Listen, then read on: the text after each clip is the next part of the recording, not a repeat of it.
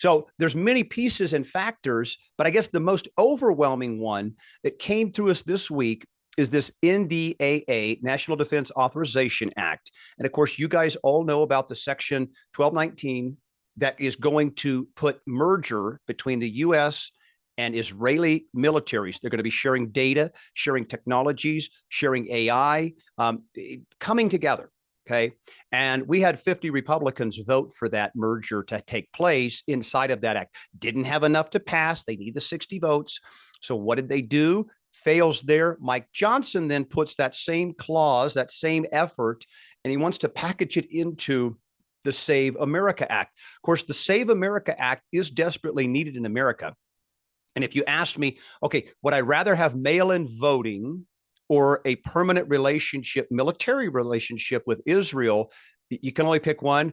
I guess I'd rather suffer with mail-in ballots than the merger of these two countries. One of them sounds like a death sentence for the democracy, mail-in voting.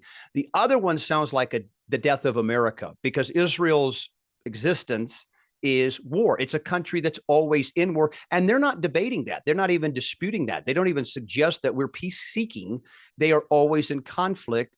Stevie Wonder can see that. Helen Keller can see that. You name the famous blind person, they can see that Israel is always in a fight with some neighbor, some country, or projecting, hoping for a future. They want Turkey now as well. They're so upset that we've sold the jets and to Turkey.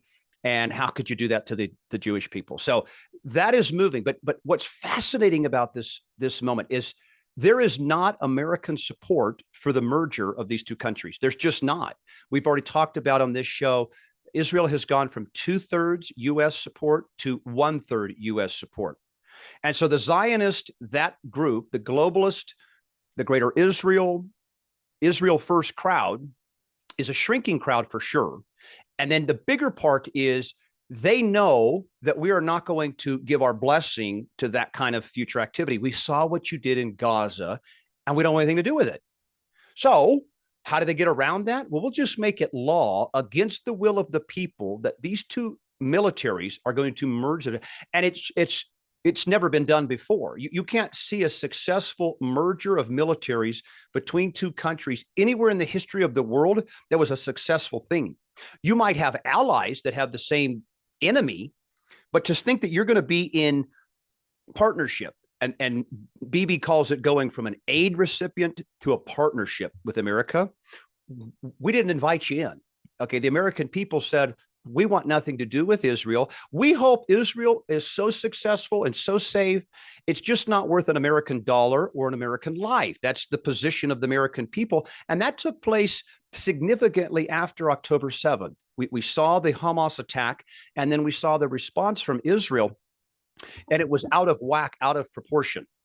And the American people said, well, hold on a second. And then if you've seen and noticed online, you're starting to get a new uptick in 9/11. And if you really go back and say, well, I want to know what happened at 9/11, this is going to change your world. You need to go back and look at Larry Silverstein. He's the Jewish billionaire real estate mogul who bought the leases on the Twin Towers, and he already owned Building 7. Of course, those are the three infamous buildings that came down on 9/11, 2001.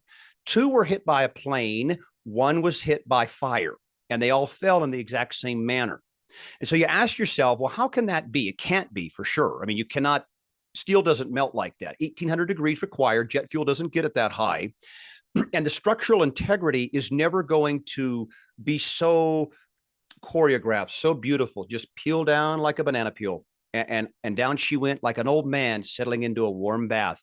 That's what Building 7 was. So we're asking that question because we believe Israel was all over 9/11, right? Larry Silverstein involved. In fact, Bibi Netanyahu was famous testifying at Congress in 1995 that if you don't start paying attention to radical jihad, they're going to take out the Twin Towers. And of course, that's what happened 6 years later. So we believe they lined those buildings with explosives. We needed the planes to hit for the visual. Under no circumstances can two planes running into those buildings produce that outcome. You're going to get collapse. You're going to get fire. You're not going to get the absolutely perfect demolition style down. I just wish I was around and engaged and involved back in 2001, where they're saying, hey, these buildings caught on fire and they fell down like that. Do you believe it? Just like we made a COVID shot that was safe and effective in 9 months, and none of that was true too. So, we'll get a lot of hate because oh, you're a conspiracy there. No, no, no. Why are you believing every government conspiracy they throw at you? I mean, 9/11 is the greatest government conspiracy, greatest fairy tale in the history of the United States, that a guy in a cave in Afghanistan took out 3 buildings in New York City with 2 planes, and they all fell demolition style. Come on. The Pentagon, that's a short building. They're talking about bringing that plane down, to ground level, almost like it's landing, and doing that. These were all very difficult flights for pilots with very little or zero experience. Experienced pilots have looked at the route that those had to take.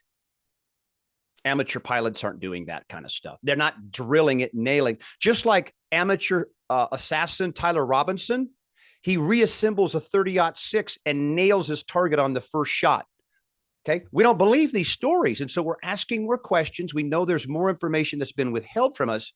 And they're saying, well, they're asking too many questions about Israel. They're asking about too many questions, what we're doing with resources, wars we're in, cases that we choose to ignore. That's Epstein files, another great lie from the administration.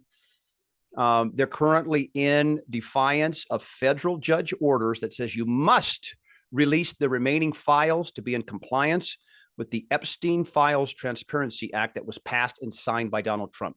Todd Blanche is saying, no, we don't have to do that. And so you can see they are not going to get American buy-in for war. They're not going to get American buy-in for cover-up. And they're not going to get American support for the merger of our military and Israel's. We're rejecting that. There's no questions. We don't need to know how good this could be for us. They'll tell us all the time, Israel's our greatest ally in the whole world. We owe so much to them. And it's like, son of a gun, where were they on 9/11? Why couldn't we get access to some of that intelligence and all of their special qualities and prevent 9/11? And of course, it's because they were a part of 9/11.